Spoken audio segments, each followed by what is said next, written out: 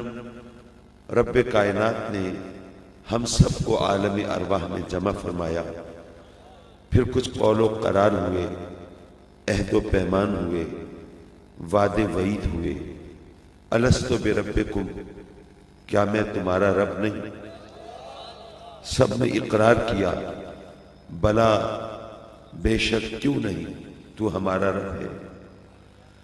جب ہم عالم ارواح سے عالم اجسام میں آتے ہیں، اس عالم دنیا میں آتے ہیں، تو اس دنیا کی مجبوریوں کی وجہ سے ہماری آنکھوں پر پردے ہیں، نگاہوں پر حجاب ہے، آنکھیں کھوجتی ہیں۔ کسی کو رب مانا تھا، الوہیت کا اقرار کیا تھا، لیکن اس کے دیدار سے محروم، اس کی تلاش میں نکلتے ہیں۔ جب صحراؤں سے، ریگزاروں سے گزرتے ہیں، ان کی وسعت کو دیکھتے ہیں، حسن کو دیکھتے ہیں، تو اس سے مروب ہوتے ہیں اور سوچتے ہیں کہیں یہ تو خدا نہیں ہے۔ لیکن جب پہاڑوں پر نظر پڑتی ہے تو سوچتے ہیں کہ یہ بلند و بالا ہے، اور یہ پتھر ہے، اور پتھر سخت ہوتا ہے، اس میں طاقت زیادہ ہوتی ہے، تو سجدہ تو طاقت کو ہوتا ہے، یہ خدا ہوگا۔ لیکن پھر وہ دیکھتا ہے کہ آگ پتھر کو بھی پگھلا دیتی ہے، وہ سوچتا ہے کہ آگ کی طاقت زیادہ ہے، اس کی پرستش ہونی چاہیے۔ پھر وہ دیکھتا ہے کہ پانی آگ کو بھی بجھا دیتا ہے، اور جب سمندروں پہ نظر پڑتی ہے تو سوچتا ہے کہ اتنا بے حساب پانی، اس کے آگے تو کتنی آگ بھی ہو ٹھہر نہیں سکتی، تو اس کی پوجا ہونی چاہیے۔ وہ اس کے آگے ماتھا ٹیک دیتا ہے۔ پھر جب چاند 14ویں کا چڑھتا ہے تو اس چاند کے اثر سے سمندر کے سینے میں ہلچل مچ جاتی ہے، مد و جزر اور جوار بھاٹے کی کیفیت پیدا ہوتی ہے۔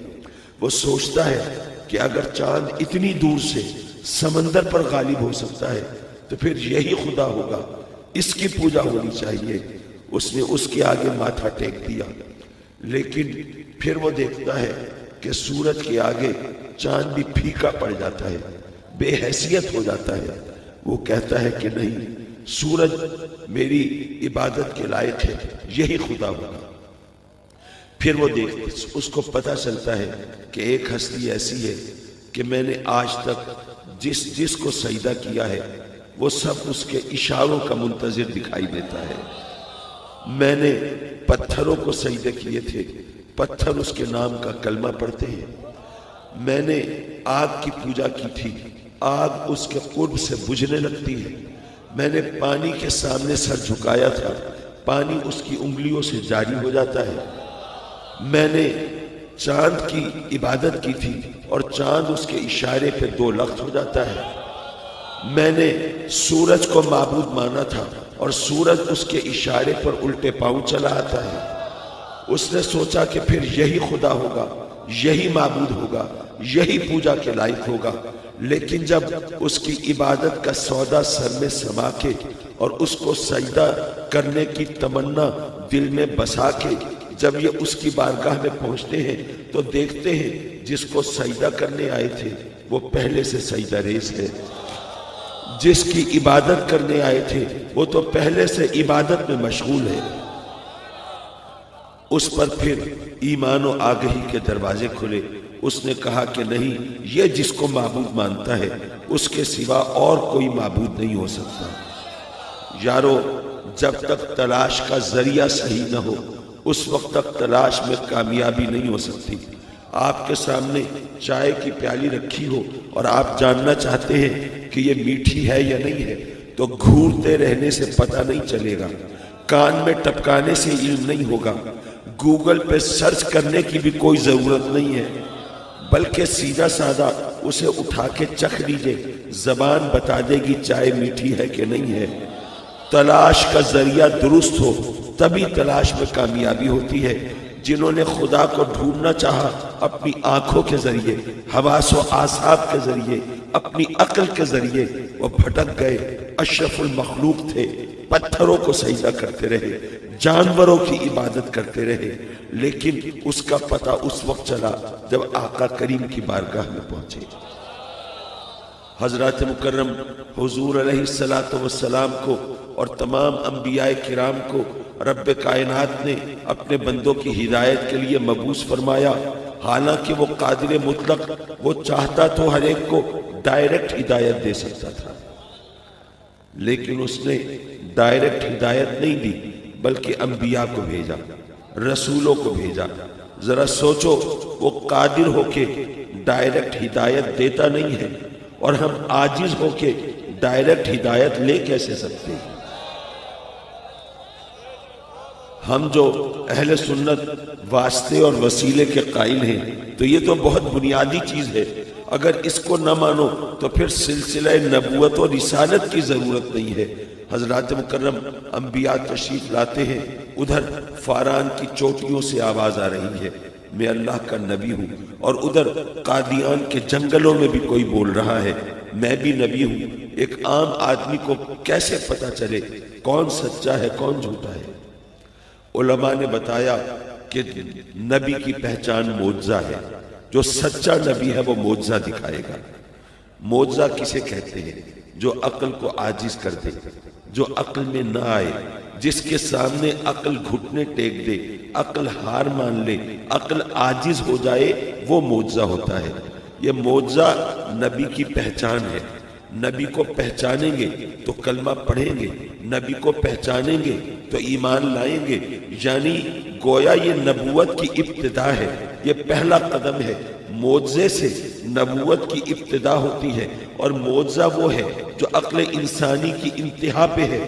پتہ یہ چلا نبوت کی ابتدا وہاں سے ہوتی ہے جہاں عقل انسانی کی انتہا ہوتی ہے۔ حضرات مکرم میرے آقا کریم حضور علیہ السلام کو بے شمار معجزے ملے، لیکن سب سے بڑا معجزہ قرآن ہے۔ میں سوچنے لگا مولا باقی انبیاء کے معجزے دلیل کے محتاج نہیں۔ اگر حضرت عیسیٰ نے مردوں کو زندہ کیا ہے تو دلیل نہیں چاہیے کہ یہ معجزہ ہے۔ اگر حضرت سلیمان کا تخت ہوا میں اڑ رہا ہے تو ثبوت درکار نہیں ہے کہ یہ معجزہ ہے۔ لیکن آقا کریم کا سب سے بڑا معجزہ قرآن مجید، اس کے لیے ہمیں دلیلیں دینے کی ضرورت پڑتی ہے۔ آخر ایسا کیوں ہے؟ کیا یہ بہتر نہ تھا کہ آقا کریم کا بھی سب سے بڑا معجزہ ایسا ہوتا جو دلیل سے بے نیاز ہوتا؟ حضرات مکرم بات دراصل یہ ہے کہ باقی انبیاء کرام تشریف فرما ہوئے، وہ اپنے علاقے کے لیے، اپنے زمانے کے لیے، اپنی قوم کے لیے نبی بن کے آئے تھے، تو وہ جو ان کو معجزے ملے ان کی قوم کے لوگوں نے دیکھا، ان کے دور کے، ان کے زمانے کے لوگوں نے ان معجزات کو دیکھا، اور جن کے نصیب میں ایمان تھا انہوں نے کلمہ پڑھ لیا، اور جن پر مہر لگی ہوئی تھی وہ محروم رہے۔ یارو انبیاء اپنے علاقے، اپنے زمانے اور اپنے دور کے لیے نبی تھے۔ اس وقت کے لوگوں نے وہ تمام معجزات کا بچشم خود مشاہدہ کیا، لیکن میرے آقا کریم کا دور نبوت چل رہا ہے قیامت تک، تو کم از کم کوئی ایک معجزہ ایسا چاہیے تھا جو قیامت تک باقی رہے، اور وہ قرآن مجید کی صورت میں ہمارے سامنے ہے۔ اور اس کو ایک اور انداز سے سمجھ لیجئے، اور میں اپنی گفتگو کو یہاں ختم کروں۔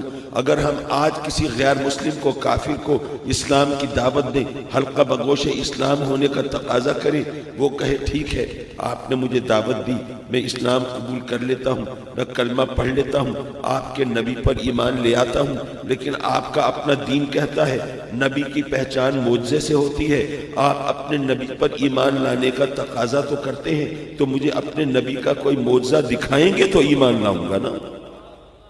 تو یارو پھر ہم قرآن مجید کا معجزہ سامنے رکھ دیتے ہیں، اور اس کو دیکھ کے لوگوں کو پھر ایمان لانا پڑتا ہے۔